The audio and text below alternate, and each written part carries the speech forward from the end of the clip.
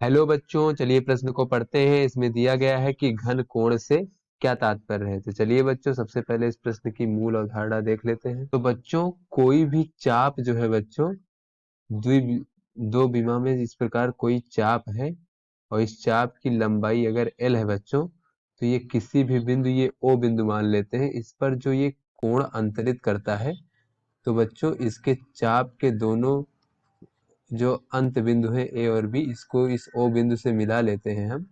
तो यहाँ पे जो कोण अंतरित करता है इस ओ बिंदु पर, इसे थीटा से प्रदर्शित करते हैं बच्चों। ये हमारा सामान्य कोण होता है, समतल में कोण। तो बच्चों ये थीटा कोण बराबर होता है चाप भागे त्रिज्या। तो बच्चों चाप की लंबाई एल है और भागे अगर ये त्रिज्या हम आर मान लें, तो इस प्रकार से बच्चों हम ये समतल के कोण को प्रदर्शित करते हैं।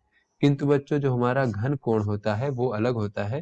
उसमें अगर ये समतल में ये एक चाप ना होकर के तीन विमा में इस प्रकार से कोई हमारा इस प्रकार से पृष्ठ हो बच्चों, इस प्रकार से, तो ऐसे में इस पृष्ठ द्वारा किसी ओ बिंदु पर जो अंतरित कोण होगा वो सामान्य समतल में कोण नहीं होकर के उसे हम घन कोण कहेंगे। तो इस घन कोण को जानने के लिए बच्चों हम लोग इस समतल के सभी बिंदुओं को बच्चों इस बिंदु से हम मिला लेंगे इस प्रकार से।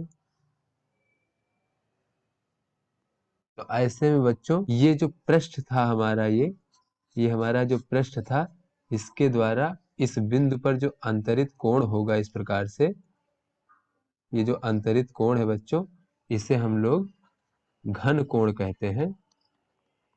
और बच्चों इसे हम लोग ओमेगा से प्रदर्शित करते हैं। घन कोण ओमेगा बराबर होता है बच्चों इस पृष्ठ का क्षेत्रफल अगर हम s मान लें, यहाँ इस बिंदु से इस पृष्ठ की दूरी, तो बच्चों क्षेत्रफल भागे इस दूरी का वर्ग। तो इस प्रकार बच्चों हम जो है घन कोण को परिभाषित करते हैं।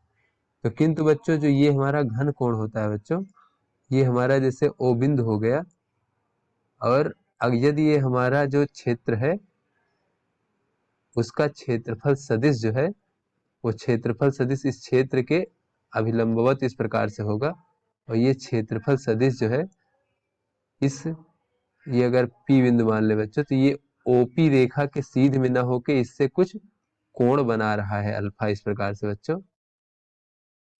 तो ऐसी स्थिति में जो ये घन कोण होगा यहाँ पे ओमेगा, वो ये क्षेत्रफल अगर बच्चों S है, तो क्षेत्रफल का वो अवयव जो ये OP रेखा के अभिलंबवत है, वही अवयव जो है इस पर कोण अंतरित करेगा। तो यहाँ पे क्षेत्रफल का वही अवयव लेंगे जो इस OP रेखा के अभिलंबवत है।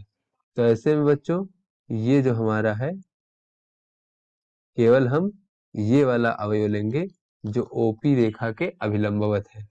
तो बच्चों ये अगर इसका पहले कुल क्षेत्रफल पृष्ठ का S है तथा इसका क्षेत्रफल सदिश जो है इस OP रेखा से अल्फा कोण बना रहा है, तो इसके अभिलंबवत जो क्षेत्रफल का अवयव हो जाएगा वो S cos अल्फा हो जाएगा भागे r का वर्ग।